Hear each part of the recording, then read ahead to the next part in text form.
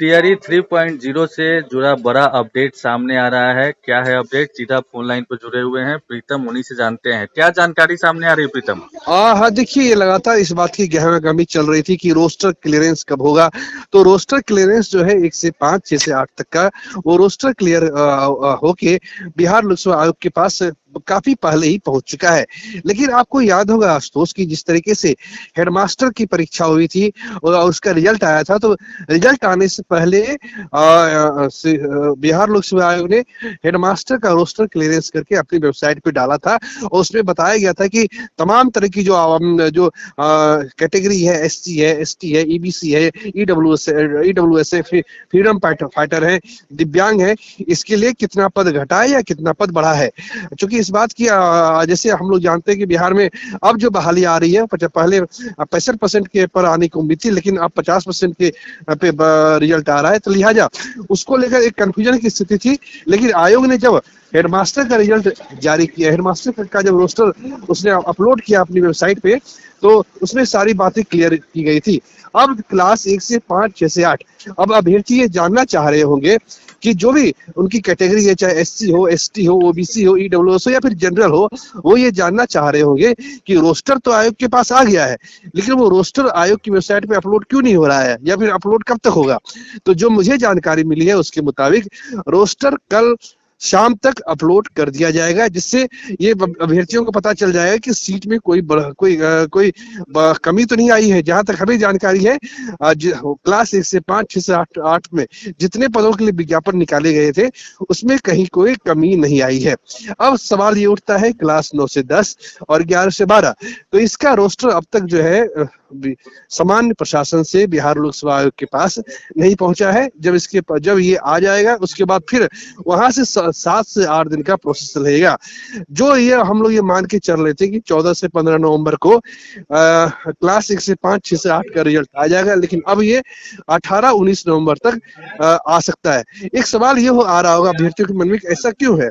ऐसा इसलिए है आशुतोष, क्योंकि कल से जुडिशरी का इंटरव्यू शुरू हो रहा है। आयोग का साफ कहना है कि हमारे पास केवल शिक्षक भर्ती परीक्षा नहीं है, बल्कि उसके पास अलग अलग डिपार्टमेंट की बहालियां हैं, जिससे जिनकी परीक्षा लेनी है, जिनका विज्ञापन निकालना है, जिनका रिजल्ट जारी करना है। केवल शिक्षक भर्ती परीक्षा ही नहीं है उसके पास, उसकी प्रायोरिटी में केवल शिक्षा विभाग ही नहीं है।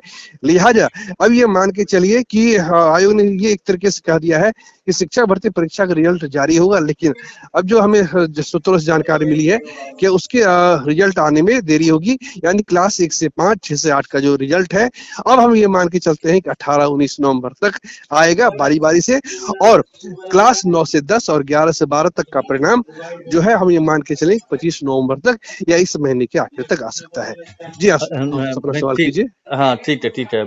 आपके अनुसार जो जानकारी मिल रही है, क्या विभाग की तरफ से, बीपीएससी की तरफ से ये कुछ क्लियर मिल रहा है क्या कि कब तक, मतलब आप संभावना जता रहे हैं कि उस तारीख तक हो पाएगा, रिजल्ट जारी हो पाएगा, लेकिन कुछ हाँ, क्लियर कट चुकी संभावनाएं कई बार जताई गई और डिले होता चला गया हाँ, है। बिल्कुल, बिल्कुल। अब हम लोग भी इस बात से उकता चुके हैं आशुतोष के कि और लगातार मतलब कि परीक्षा परिणाम की तारीख बढ़ती जा रही है, कब होगा, कब होगा। तो आयोग ने एक तरीके से अपने हाथ खींच लिए हैं। आयोग ने साफ कर दिया कि हमारे पास बहुत सारी परीक्षाएं हैं। जुडिशरी की परीक्षा है, जो न्यायिक से पदों पे जो बहाली निकली है, उसका रिजल्ट उसको जारी, उसका इंटरव्यू चल रहा है, उसको रिजल्ट देना है। इसके बाद अगले महीने 14 दिसंबर को ये 17वीं बीपीएससी की परीक्षा होनी है, उसके लिए एग्जामिनेशन सेंटर का अलॉटमेंट है, उसके लिए सारे डीएम से बैठक होनी है। यानी आयोग के पास एक काम नहीं है।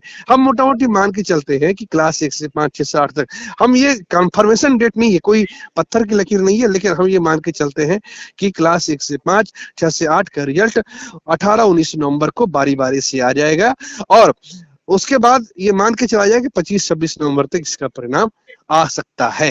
हो सकता है कि तारीखों में और भी इजाफा हो, ये कोई पक्की तारीख नहीं है, लेकिन इससे पहले परिणाम आने की संभावना अब कम है। अच्छा, ठीक है। तो जब परिणाम 3.0 का आ जाएगा, हाँ, उसके बाद ही 4.0 की तैयारी शुरू होगी या उस दिशा में भी काम आगे बढ़ रहा है, चूंकि नहीं, ऑलरेडी इसमें डिले हो चुका है?